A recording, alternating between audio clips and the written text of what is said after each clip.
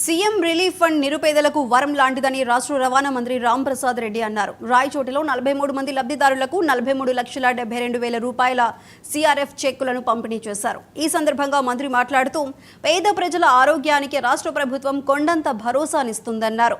పేదల ఆరోగ్య సమస్యలను పరిష్కరించడానికి ప్రభుత్వం ఎల్లప్పుడూ అండగా ఉంటుందని మంత్రి రాంప్రసాద్ హామీ ఇచ్చారు.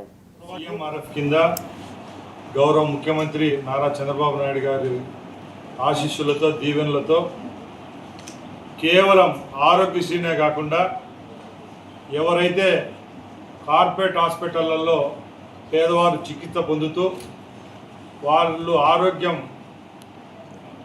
సరైన తర్వాత ఏదైతే బిల్లులు పెట్టుకొని సీఎంఆర్ఎఫ్ కింద లబ్ధిదారులు ఉంటారో వాళ్లకు గత ప్రభుత్వాలతో పోలిస్తే చంద్రబాబు నాయుడు గారు ముఖ్యమంత్రి అయిన తర్వాత ఈ 10 నెలల్లోనే కోట్లాది రూపాయలు బిల్లులు చెల్లించడం జరుగుతూ వచ్చింది.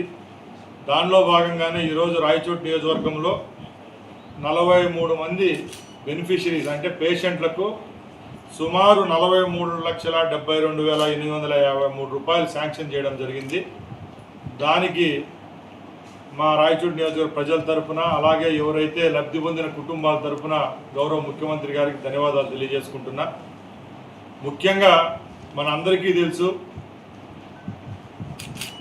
అన్నదాత సుఖీభవ అంటారు.